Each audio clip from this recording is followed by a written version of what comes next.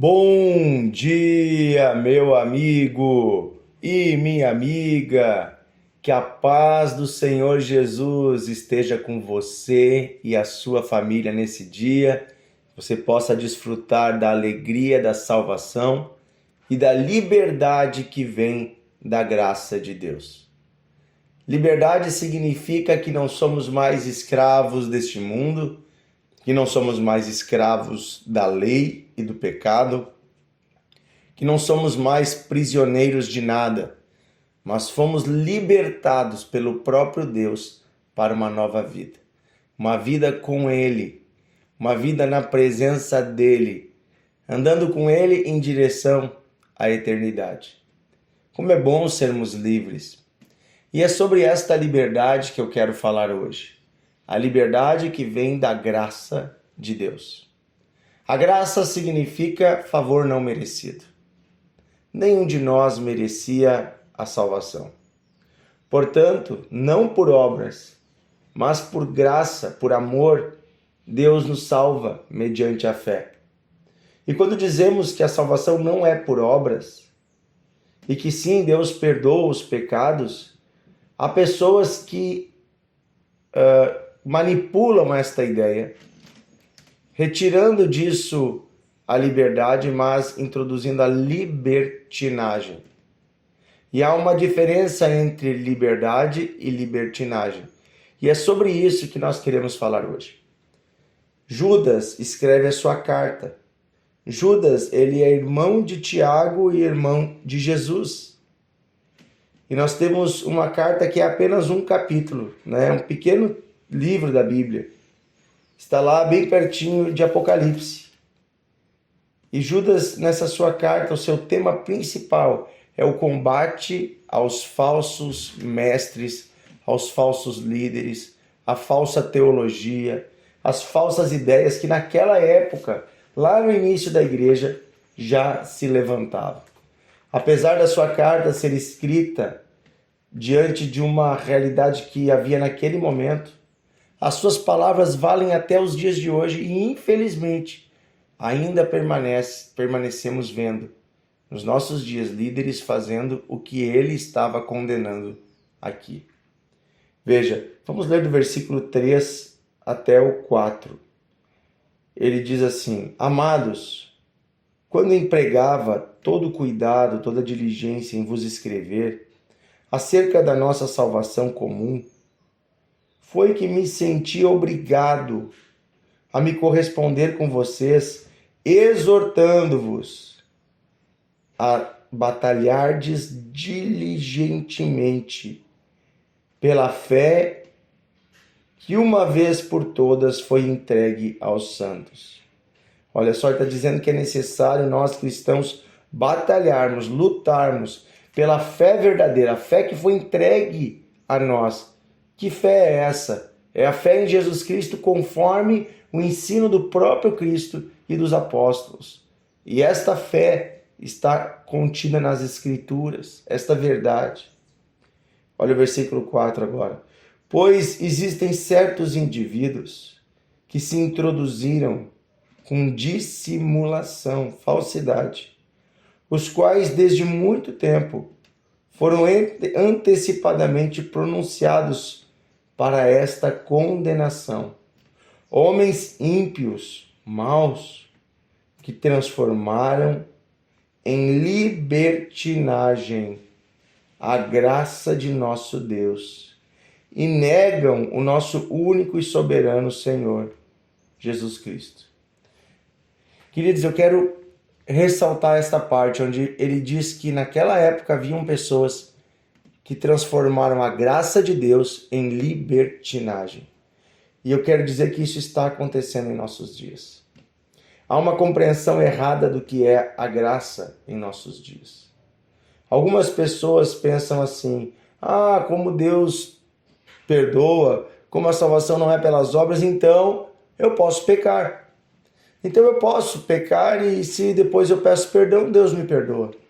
Então há uma ideia de que eu posso viver de qualquer jeito ou fazer qualquer coisa, porque no final Deus vai me perdoar. Que a graça de Deus vai cobrir esses meus pecados.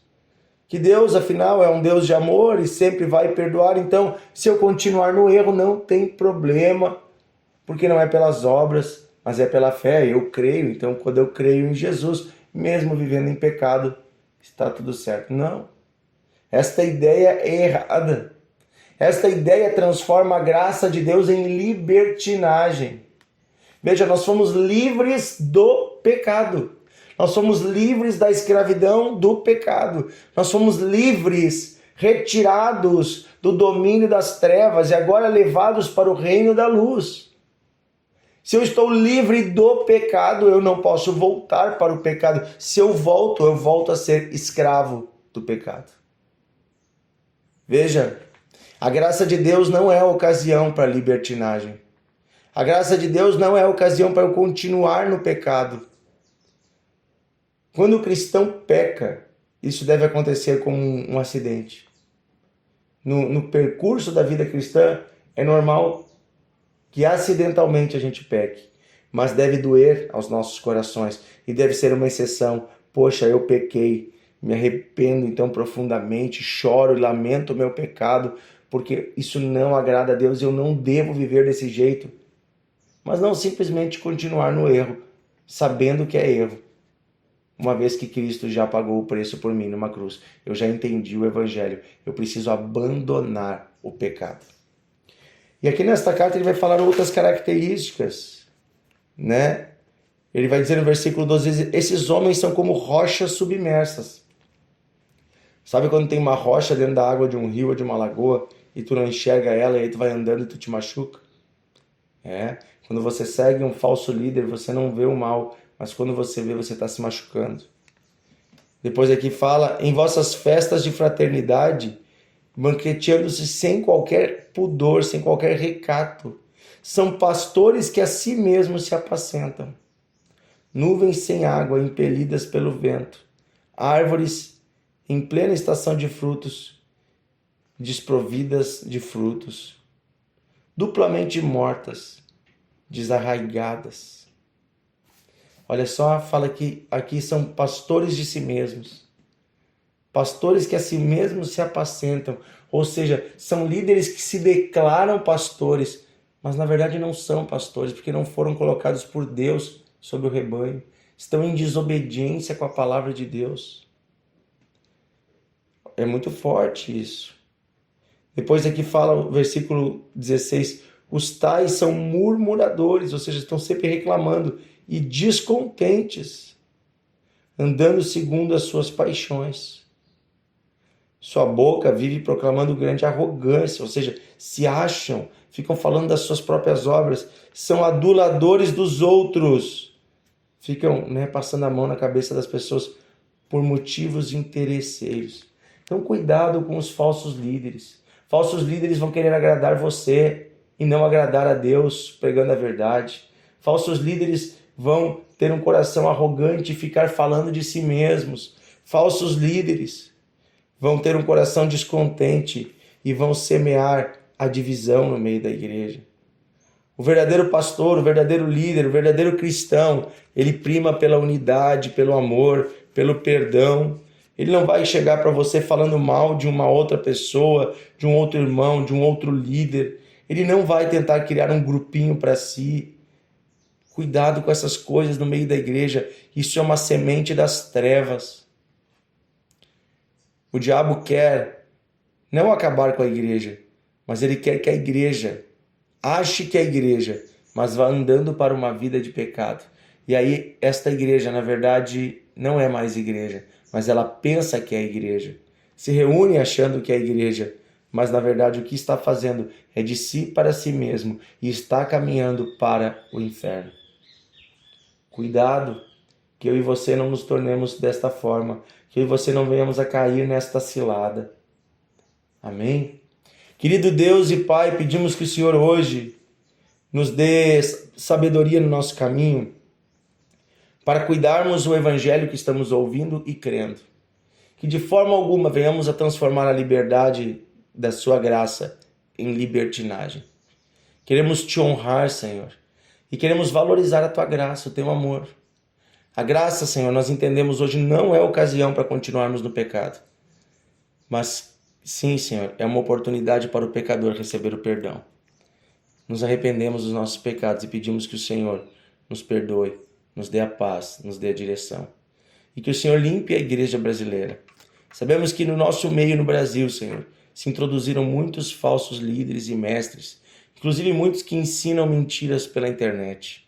Pai, pedimos hoje, livra-nos disso, dá-nos igrejas bíblicas, baseadas na palavra, e um povo que lê a Bíblia e entende quando está sendo enganado, para que possa fugir do mal. Pedimos isso, Pai, em nome de Jesus. Amém e amém.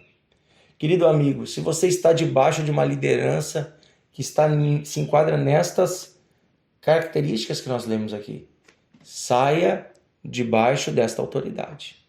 Procure uma igreja bíblica, cristocêntrica, um lugar onde Jesus é o centro e onde é pregado o verdadeiro evangelho, onde o pecado é pecado, onde se busca santidade, onde se ensina desde as crianças, os jovens, os adolescentes até o idoso a viver uma vida de temor a Deus. Procure um lugar com essas características. Tenho certeza que Deus vai guiar você aí na sua cidade para você estar num lugar saudável, recebendo da vida de Deus. A igreja não é uma casa de palestras, a igreja não é lugar de ficar apenas passando a mão na cabeça das pessoas, a igreja não é esse tipo de lugar onde se vende uma bênção barata. A igreja é a casa do Deus Santo, a casa de Deus. E lá tem que ter a verdade do Evangelho que liberta. Que Deus abençoe você, um grande abraço e até amanhã.